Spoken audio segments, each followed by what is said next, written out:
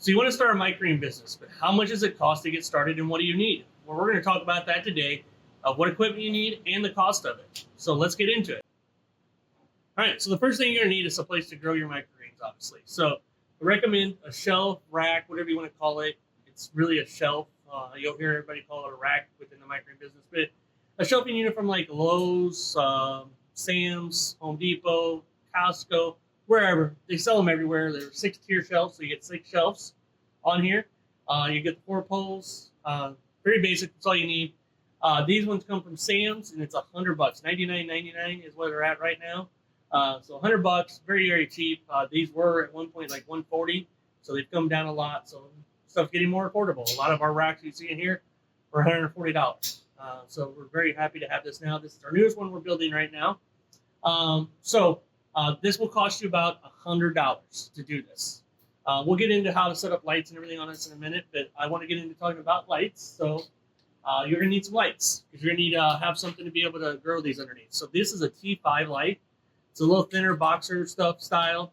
You'll need 2 of these per shelf if you want to use the T5s. Work perfectly fine. I recommend them when you do shorter shelves, but you can use them on this size as well, and it would work fine. We use T8 mostly on all of ours. You'll see them all through here. T8s, one down the middle, is all you need with this shelf setup this size here.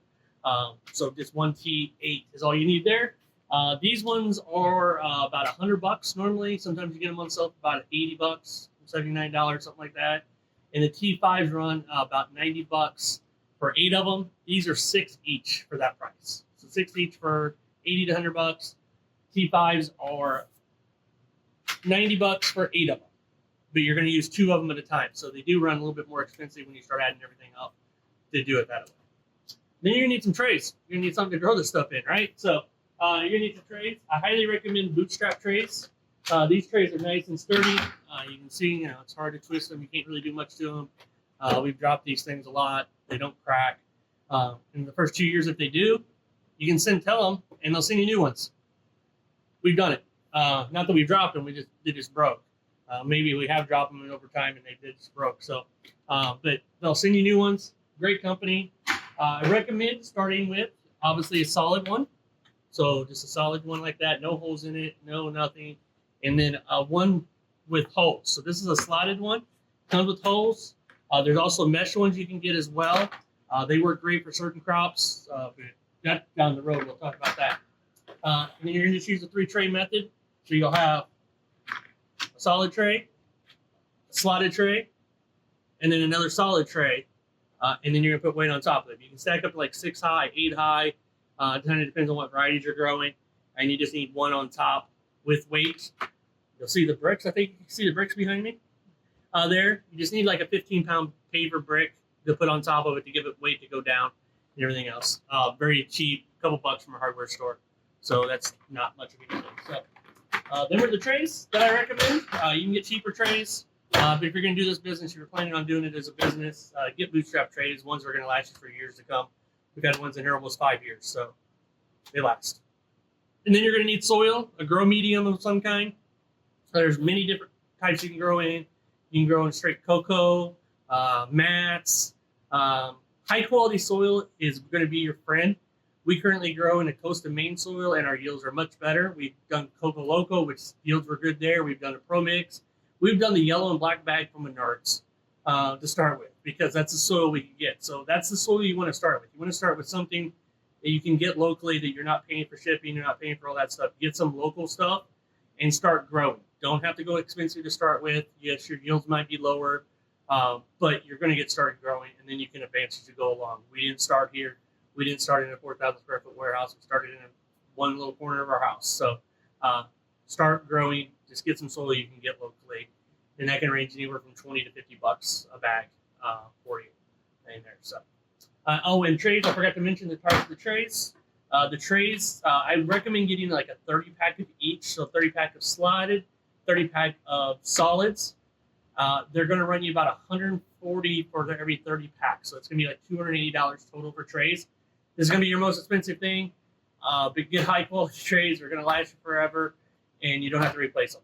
They're going to be there. So it's a one-time, cry once, pay once kind of thing.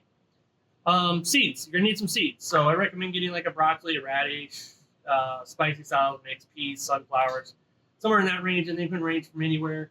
You do want to start with probably like a 1 pound package from like True Leaf. They sell them 1 pound packages. This way you can test this and make sure that this is what you want to grow and that you can grow it. You don't want to get 25 pounds and know that you don't want to grow it, you don't like it, and then you're stuck with all that them seeds. So you get this, you trial it. If you don't know, they do have seed lot numbers on there on all the packages, so you can make sure you get the same seed lot every time for that if they have it available. It's usually on their websites. So you trial this, you make sure you can grow it with that seed lot number, because each seed lot number does grow differently. It's not all the same. They're seeds. They're not all the same. So this is going to range a great deal of amount of money. It can range up to hundreds of dollars, $20, whatever you're going to grow. So this is a variable that I can't really put a price on for you today. But yeah, so now you've got everything growing. It's growing. Now you need to package it. So you need some packaging to put this in stuff so you can sell it to people. You can go to the farmer's market, you can go wherever you need to do home deliveries, whatever else. So these are going to range. You get packages on Amazon that are 20 to 30 cents each. We'll put links down at the bottom for all of this stuff, by the way, so you'll have that. 20 to 30 cents each, so about $55 for a case of packaging is what you're going to pay. That will be that. So it's $55. You want to get a whole packet. You want to get a whole case. It's like 200 packages in there. It will go faster than you want to.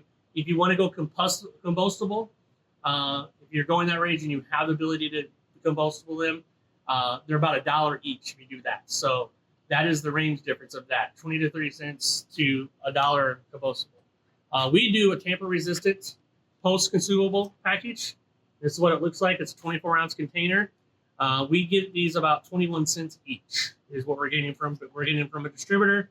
If we weren't, we're going to be on the more of the 30-cent range. So it just depends on how much you can buy, but we buy in within the pallets now versus a case at a time. But we started at a case at a time.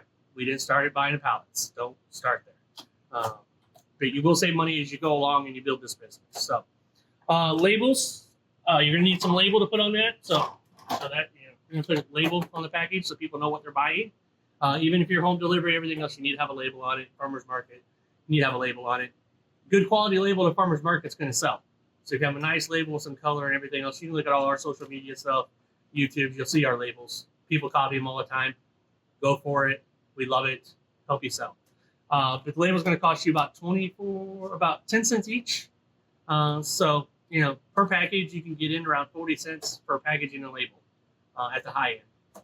If you print it yourself, you're going to want to print them yourself, which we got videos on that on our channel as well for that.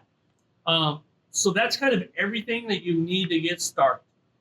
So total cost of that is going to be around